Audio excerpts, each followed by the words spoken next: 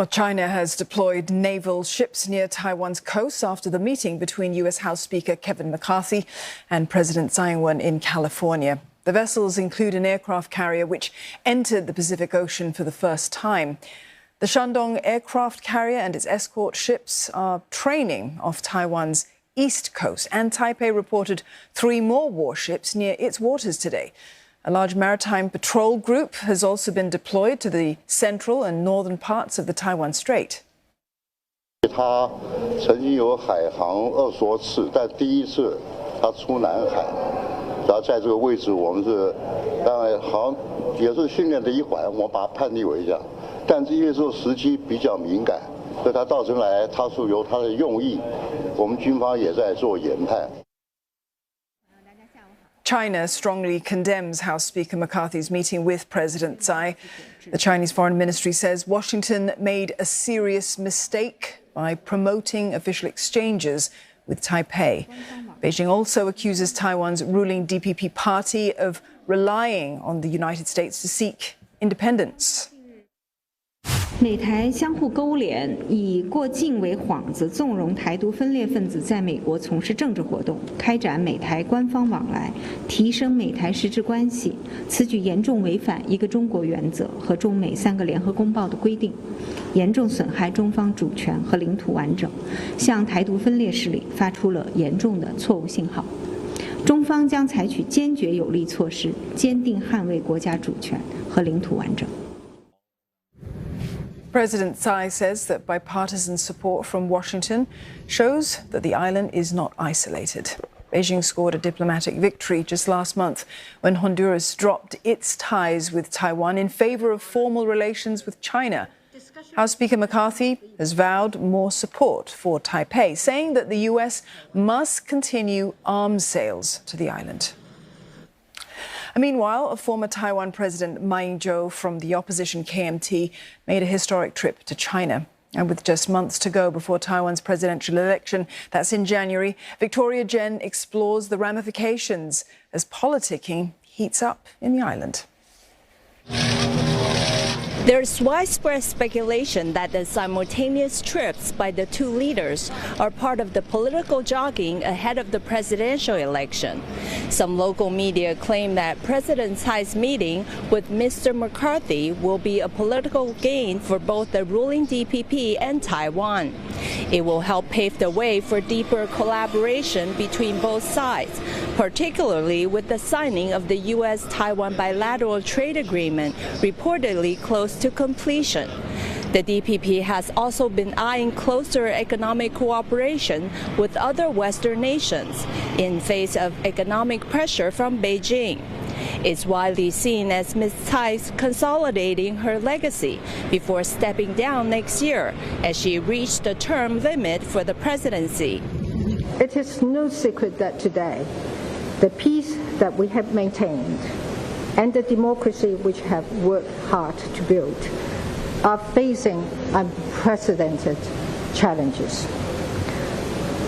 We once again find ourselves in a world where democracy is under threat, and the urgency of keeping the beacon of freedom shining cannot be understated.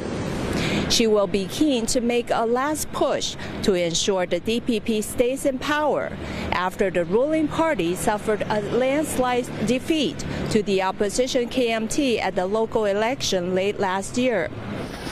Meanwhile, former Taiwan President Ma Ying-jeou from the KMT is doing quite the opposite.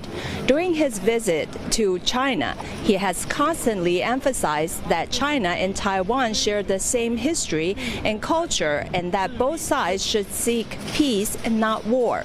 He stressed the importance of the 1992 consensus, which is the cornerstone of cross-strait relations, and also the guiding principle of the KMT's engagement with the mainland.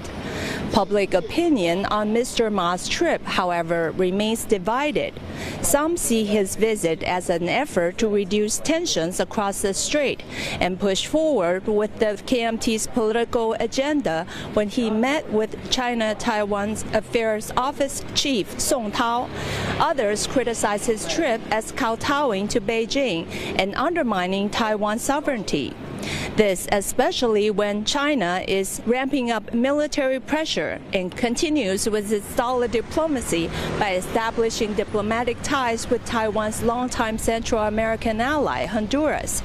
With the U.S.-China rivalry set to continue, Taiwan will no doubt be caught in the crossfire as the island's presidential race heats up. Victoria Jen, CNA, Taipei. Well, hot on the heels of the meeting between Ms. Tsai and Mr. McCarthy, Taiwan has welcomed yet another American delegation. U.S. House Foreign Affairs Committee Chair Michael McCaul has landed in Taipei for a 3-day visit. Kate Fisher joins us live now from Washington, D.C. For more on this story. Kate, why is this visit necessary given the depth to which bilateral relations have already sunk between the United States and China?